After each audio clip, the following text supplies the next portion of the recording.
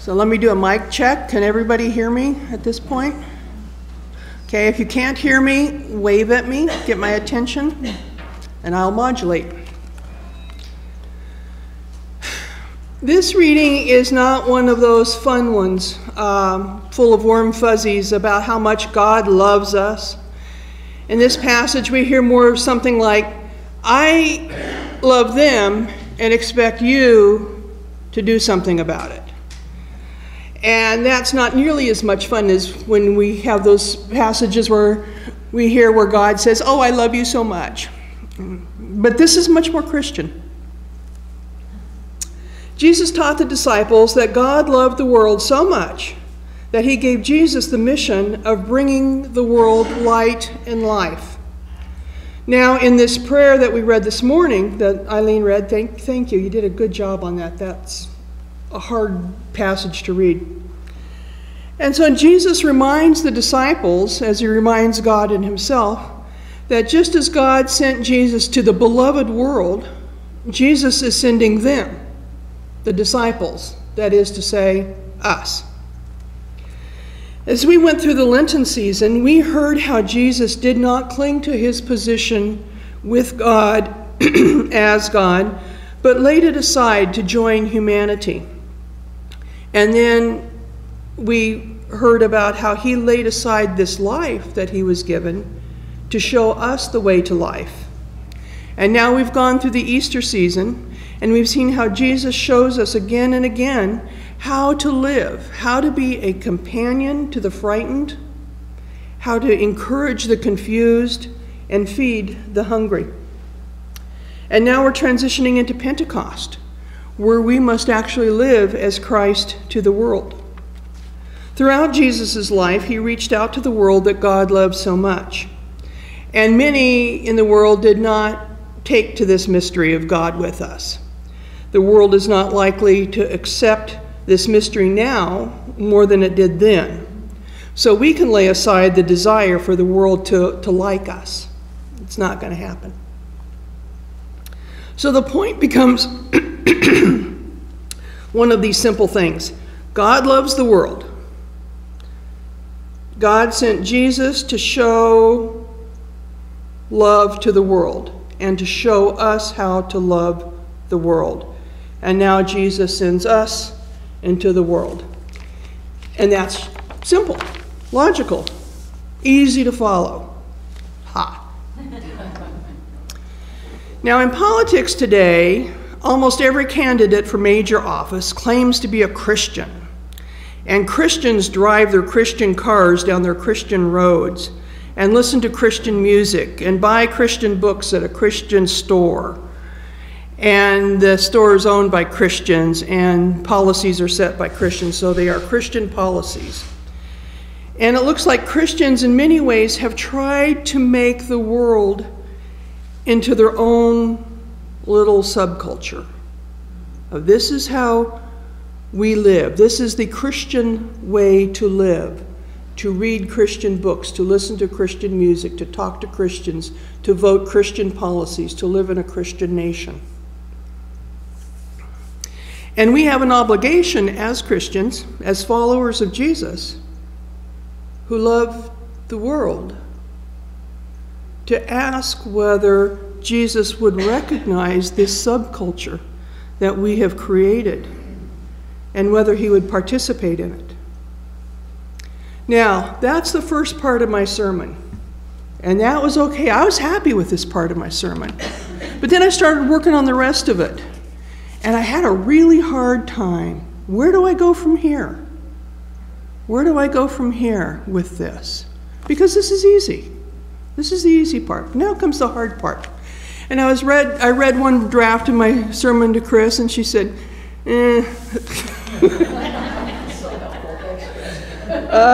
yeah, okay, so where are you in this sermon? And I thought, well, I don't know. I feel really strongly about this stuff. I feel so strongly. And I don't want to overwhelm you with the strength of my feelings. So I was clamping down on my feelings about this, But my feelings, as they always do when you clamp down on them, my feelings were leaking out. And it just wasn't good. It wasn't good. So I'm going to talk about my feelings, which is not something I like to do. But one of the keys that happened yesterday, my granddaughter and Chris are laughing at me. One of the keys happened yesterday morning as we were driving to a meeting with the bishop. And there was a song from the 70s, an Eagles song. Okay? And it is put me on a highway, show me a sign, and we'll take it to the limit one more time. Now this song has been a powerful song for Chris and me before we even met. We met 23 years ago now when we entered the school for deacons.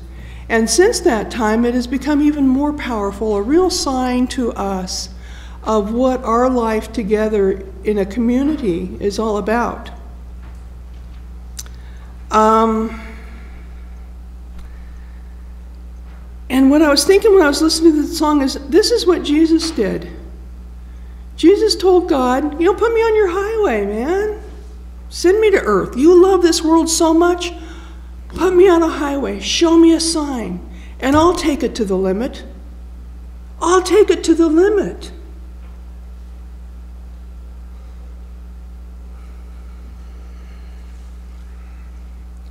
Now, if you think about that, so those of you who are of my generation can remember the song, and the song builds in intensity. It goes, you know, if it all fell to pieces tomorrow, would you still be mine?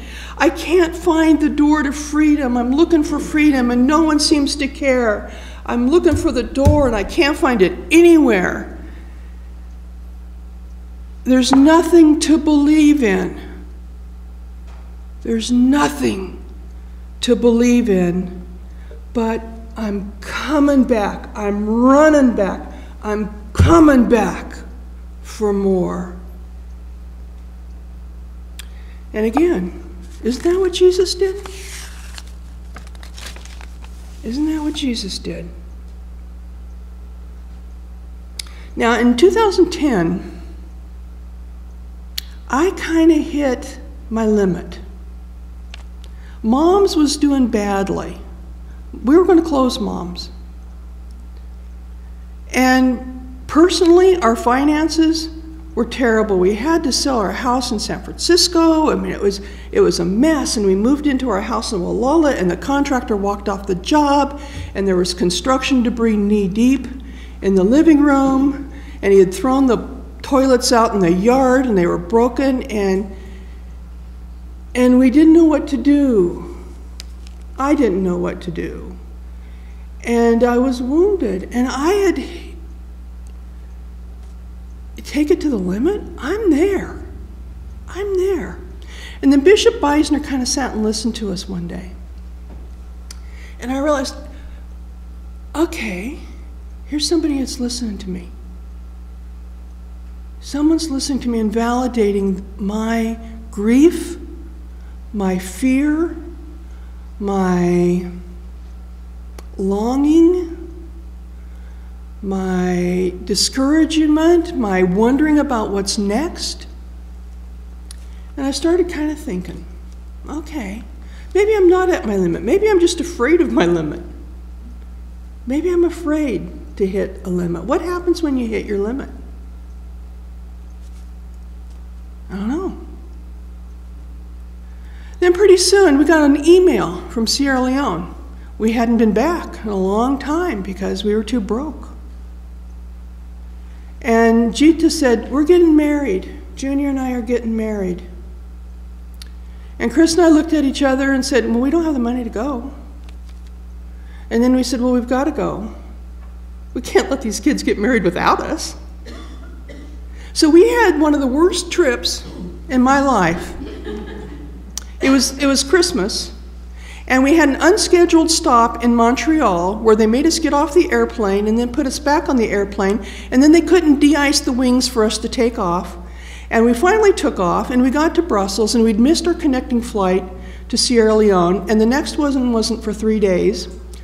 Our luggage didn't make it with us.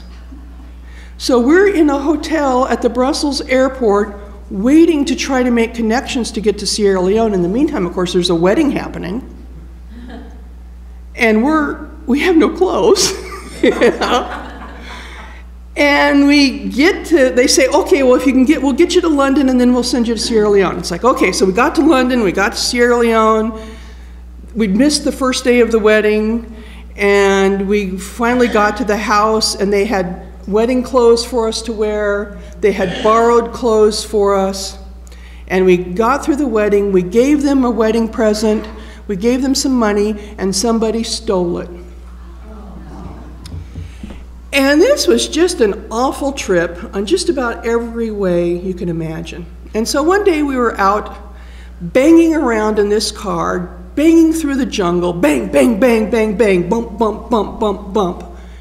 And I heard back here,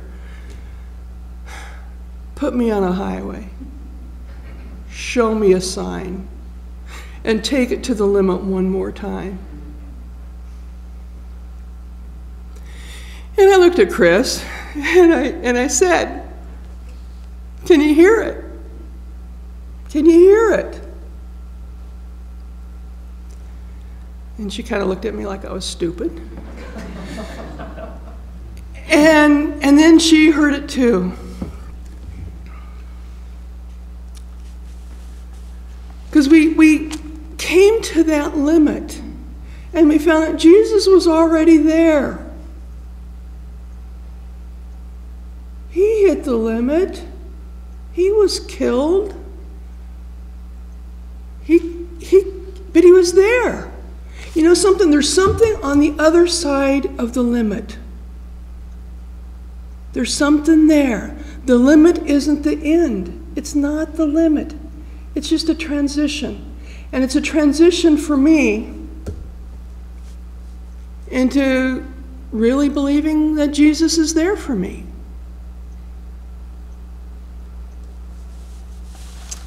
So, still coming back, running back for more. People oftentimes ask me if I'm afraid when we go to Sierra Leone.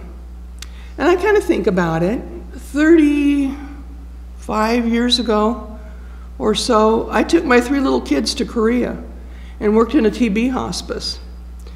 And people said, you're out of your mind, you're taking 3 little kids to work in a TB hospice? And it's like, no, that's what I'm doing. That's what I'm doing. Was I afraid? I was careful. I didn't want my kids to get TB. I didn't want to get TB. But I had to love those people. Those people had no one to love them. They were dying alone.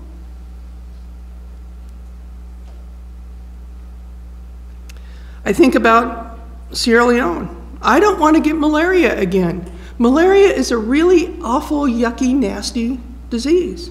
I don't want to get Ebola. But who loves those people? God loves the world so much that he sent his kid. And his kid sends us. Protecting ourselves, Jesus this morning prayed, God, protect these people. I'm sending them into the world. They need your protection. Protecting ourselves isn't stupid. It's not a sign of fear. It's a sign of common sense. But not going out of fear, how can fear prevent us from loving? How can we let fear prevent us from loving the world that God loved so much?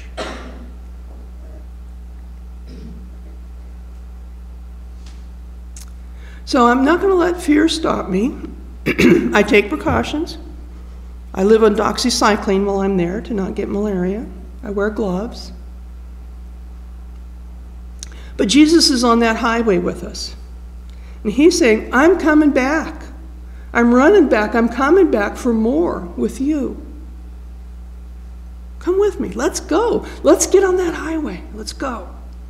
Let's go one more time. Thanks be to God.